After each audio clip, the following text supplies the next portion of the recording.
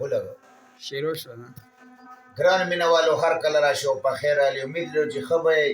دا په نسته کې تولانده کلي کې زموږ یو خوږ روغ دی رحیم الله او د هغه ملګري ته سپیشل ډالۍ کو طلحه بی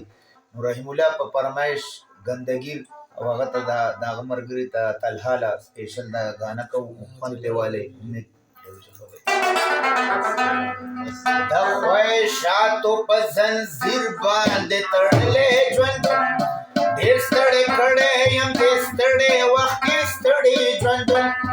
زما ارمان دی چې زه هم د چا په شان جوړ شمه چې زه د خپل کلي ملک جوړ شم او خان جوړ شمه څومره مزه کوي چې پریتې مې کونډه پریښې وي چې په هر ځای کې مې شر پریښې وي لانجه پریښې وي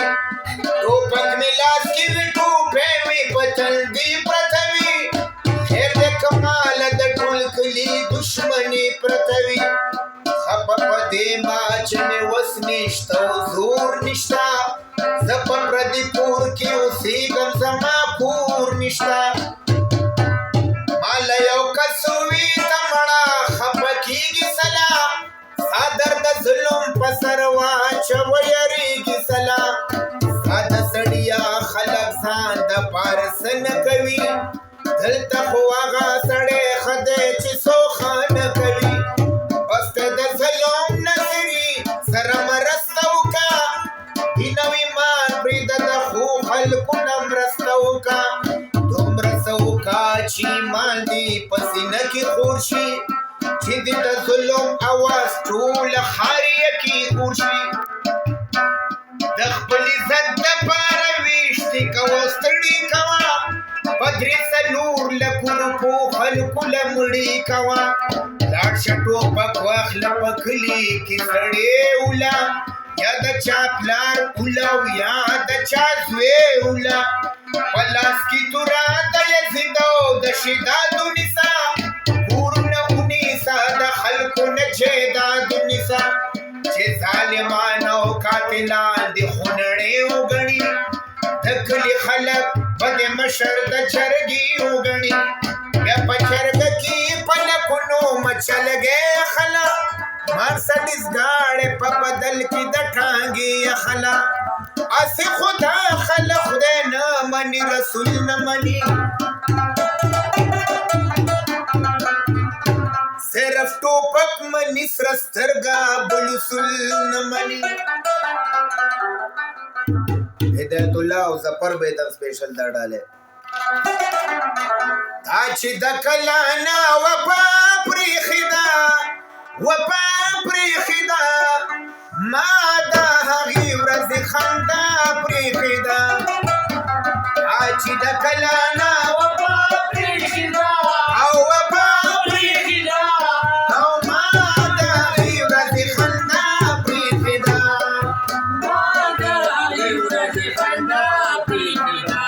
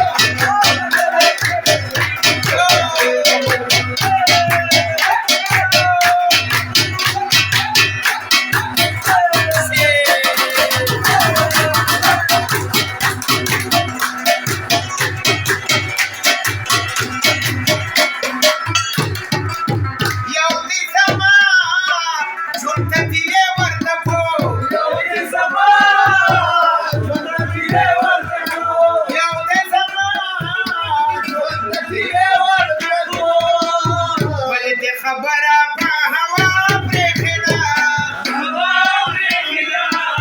ما د هغې ورځې خندا پرېښېده چې د پلانه وفا پرېښېده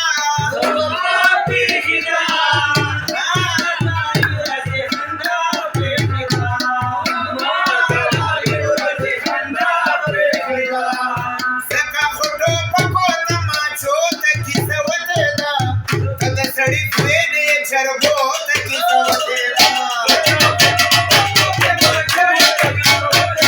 او ته د سړي زوی نه یې جرګو ته کیسه وتېده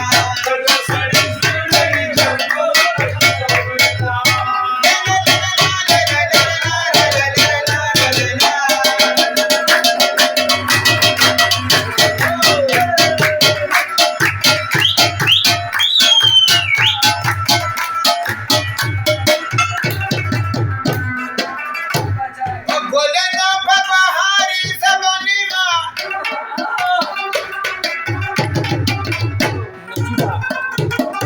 یه بلبلان به په چخاري زمانیما